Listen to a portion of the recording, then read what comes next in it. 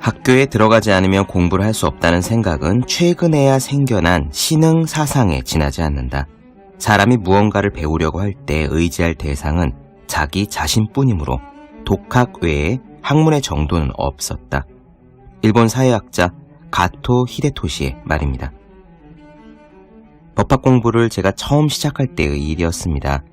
교수님들이 또 선배들이 자주 쓰는 표현 중에서 결국 체계는 자기가 세우는 거다라는 말이 있었습니다. 어떤 교과서를 쓰고 무슨 참고서를 보고 누구의 강의를 듣던 간에 결국 그 내용을 소화해서 체계를 만드는 것은 온전히 스스로의 몫이라는 뜻이죠. 그렇습니다. 공부를 하는 사람은 이 사실을 잊지 말아야 합니다. 공부는 결국 자기가 하는 거예요. 밥도 스스로 씹어 먹듯이 막히는 부분도 스스로 뚫어야 하고요. 구조도 자기가 파악해야 합니다. 모든 공부는 기본적으로 독학입니다.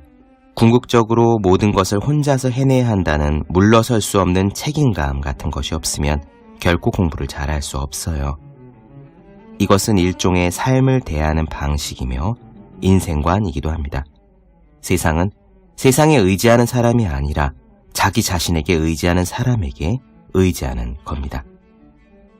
책상에 올려두기만 해도 공부하고 싶어지는 365 혼공 캘린더, 결국 의지할 곳은 자기 자신의 한 대목으로 시작합니다.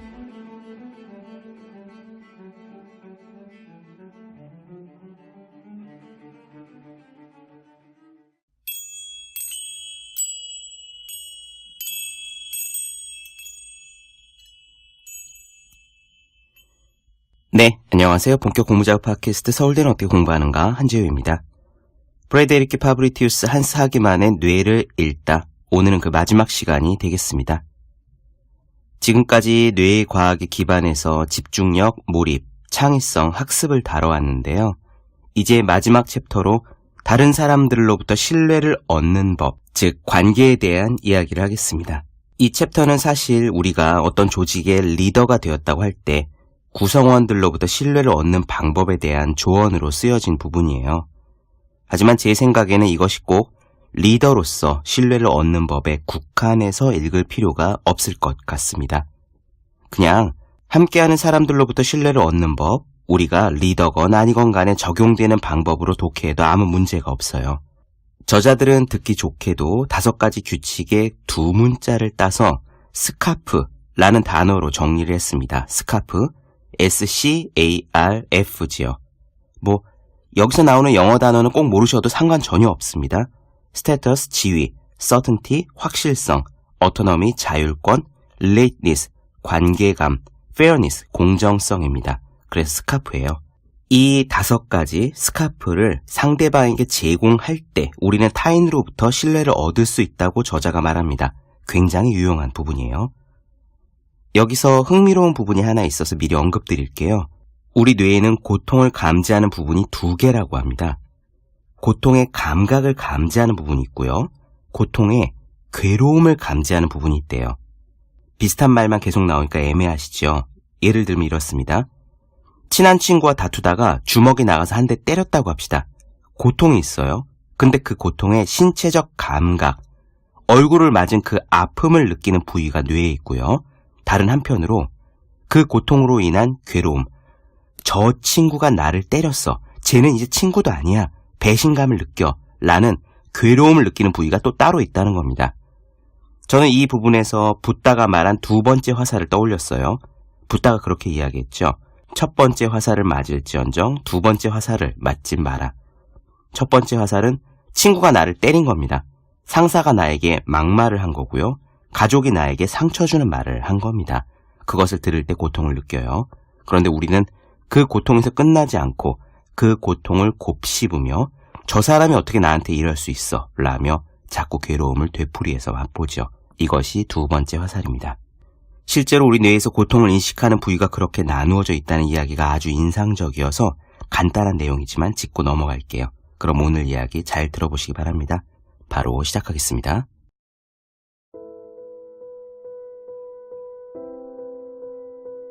일하는 뇌의 저자 데이비드 록은 사회인지 신경과학 분야에서 최근에 발견된 사실들을 바탕으로 새로운 사회적 상호작용 모델을 고안했다. 이 모델은 스카프라는 이름 덕분에 쉽게 기억할 수 있다. 스카프의 5가지 머리 글자는 특정 그룹이 접근 행위와 회피 행위 중에서 어떤 특성을 보일지 예측하게 하는 5가지 요소로 각각 지위, 확실성, 자율권, 관계감, 공정성을 뜻한다. 하나씩 살펴보자. 첫 번째는 지위다. 지위라는 용어는 값비싼 시계나 멋진 자동차를 연상시킬지도 모른다. 이것은 맞는 이야기지만 늘 그런 건 아니다. 사람들이 당신과 소통을 한 뒤에 스스로 더욱 중요하고 가치 있으며 인정받는 사람이라고 느끼는가? 아니면 자신이 쓸모없고 열등하며 인정을 받지 못한다고 느끼는가? 진화적 관점에서 인간은 스스로가 집단의 핵심 구성원이라고 믿고 싶어한다. 한 연구에서 영업사원의 68%가 자신이 엘리트 집단에 속한다는 것을 알리는 별 표시를 명함에 쓰기 위해 상당한 액수의 커미션을 포기한다는 사실이 드러났다. 이상하게 들릴지도 모르겠지만 그들은 별이 상징하는 지위를 돈보다 중요하게 인식했다. 동료들을 진정으로 존중하는 태도를 유지하고 당신이 그들을 정말로 신뢰한다고 믿게 만들어라. 가식적으로 행동하라는 뜻이 아니다. 우리는 스스로 중요한 사람이라고 느끼고 싶어한다. 당신은 직원들이 스스로 중요하다고 느끼게 만드는 리더인가? 아니면 그들의 가치를 깎아내리는 리더인가? 두 번째는 확실성이다. 우리 뇌는 끊임없이 미래를 예측하려고 한다. 철학자이자 뇌과학자인 데니얼 데니스에 따르면 인간은 예측 기계이기도 하다. 우리는 대뇌 변형계 활동을 토대로 이 사람은 나를 편하게 하는가 불편하게 하는가와 같은 판단을 하면서 끝없이 결론을 내리고 예상하는 내용을 수정한다. 확실성은 미래의 예측과 깊게 관련되어 있다. 당신이 평소보다 일찍 퇴근해서 러시아워의 교통 체증을 뚫고 해외에서 입국하는 친척을 마중하러 공항에 간다고 상상해보자. 그런데 공항에 딱 가니까 당신의 알림 화면에서 친척이 탑승한 항공편이 없다는 사실을 깨닫는다. 항공기가 연착되거나 비행이 취소되었다는 공지 등 그 어떤 정보도 얻을 수 없는 상황이다. 당신이 근처에 있는 항공사 직원에게 걱정스럽게 질문을 하자 그녀는 차분하게 당신에게 연락처를 건네면서 현재는 아무런 정보를 줄 수가 없다라고 이야기한다. 그러나 불행히도 이런 방식의 대응은 당신의 혈압을 치솟게 만들고 코르티솔이 빠르게 분비되어 극도의 긴장을 느끼게 만든 위협 상태에 빠지게 만들 것이다. 다행스럽게도 대부분의 항공사들은 이렇게 대응하지 않는다. 그들은 이렇게 한다. 당신에게 터미널을 떠나지 마시고 가능하면 직원의 안내를 바로 들을 수 있는 거리를 유지하며 10분 간격으로 업데이트될 친척의 항공편 상태를 지속적으로 확인하라고 권고할 것이다. 자, 살펴보자. 기본적인 상황에서 변한 것은 하나도 없다. 하지만 항공사는 능숙하게 내용의 안전을 형식의 안전으로 바꾼 것이다. 비행기의 상태는 여전히 수수께끼다. 하지만 이에 대처하는 형식은 그렇지 않았다. 이 정도의 미묘한 변화만으로도 극도로 예민한 이들을 제외한 대부분의 사람들의 위협 반응을 줄이기에는 충분하다. 세 번째는 자율권이다. 리더로서 당신은 팀원들이 회사를 떠나 스스로 회사를 차리지 않더라도 그들이 충분한 자율권을 누리고 있다고 생각하게 만들 수 있는 여러 방법을 시도해 볼 수 있다. 한 가지 방법은 당신과 팀원이 함께 수립한 목표를 이룰 수 있고 팀원이 그렇게 하기를 원한다는 가정하에 그들이 자신의 스타일에 따라 일을 할 수 있는 자유를 주는 것이다. 가장 강력하고 유능한 팀은 가장 다양한 사람들로 모인 팀인 경우가 많으며 요구된 업무를 서로 다른 기준과 스타일에 따라 처리하는 것이 바로 다양성이다. 네 번째는 관계감이다. 당신은 고통이 한 가지의 감각으로 이루어졌다고 생각할 수 있다. 하지만 사실 고통은 두 가지의 서로 다른 두뇌 영역에서 비롯된다.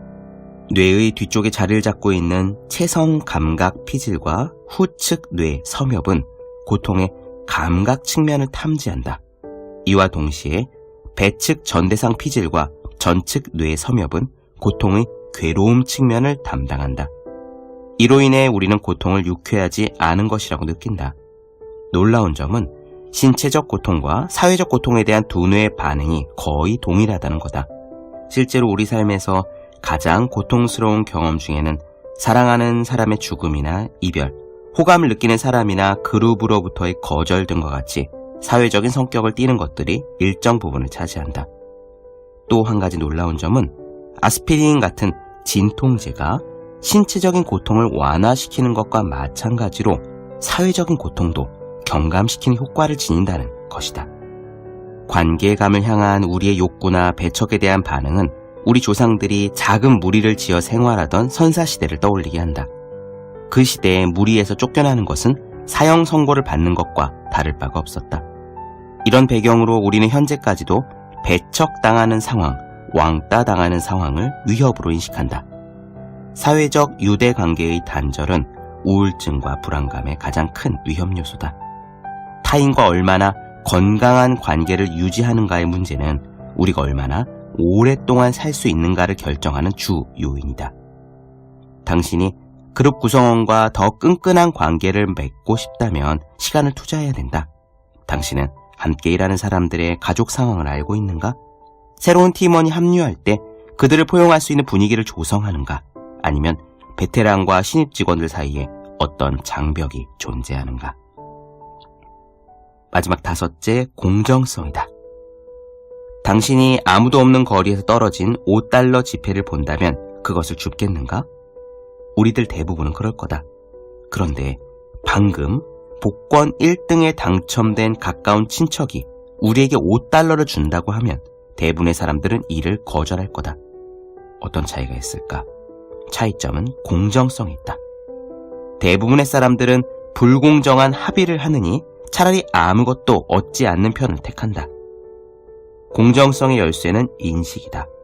주어진 상황이 실제로 공정하든 불공정하든 우리가 어떻게 인식하는가가 중요하다. 공정성의 판단은 감정적인 반응이다. 한편 불공정한 대우를 받고 있다는 모든 종류의 인식은 일종의 투쟁, 도피, 경직 반응을 촉진한다. 불공정한 제한은 신체 지각을 처리하는 두뇌의 영역인 섬엽에 인식된다. 우리는 동등한 대접을 받지 못할 때 육감으로 느낀다. 게다가 이미 스트레스를 받고 있는 사람들은 설사 그렇지 않다고 해도 상황을 더욱 불공정하게 보기 마련이다. 사람들은 회사의 보너스 지급 상황이나 팀의 조직이 부당하다고 인식할 때 아주 강력한 위협 반응을 보인다. 공정성은 단순히 올바르게 일을 하는 것을 훨씬 뛰어넘는다. 비즈니스 세계에서 공정성은 업무 성과, 이직률, 결근율 등의 영역에서 가시적인 영향력을 발휘하게 되는 것이다.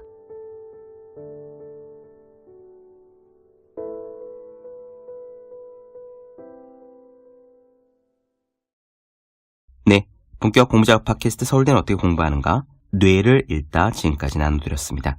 더 많은 이야기가 궁금하신 분들, 질문사항 있으신 분들은 제 유튜브 채널 서울대는 어떻게 공부하는가, 네이버 블로그 허생의 즐거운 편지, 다음 카카오 브런치 한재의 브런치, 인스타그램 해시태그 서울대는 어떻게 공부하는가 검색해 주시면 좋겠습니다. 또 학생, 수험생, 취준생, 직장인 등 공부하시는 모든 분들을 위해서 어떻게 공부하는 게 효율적인 설명한 혼자 하는 공부의 정서, 그리고 책상에 올려두기만 해도 공부하고 싶어지는 365 혼공 캘린더, 혹시 아직 읽지 않으셨다면 꼭 한번 읽어보시면 좋겠습니다. 분명 도움이 되실 거예요. 그럼 오늘 여기까지 하겠습니다. 전 다음 시간에 뵐게요. 여러분 모두 열심히 공부하십시오. 저도 열심히 하겠습니다.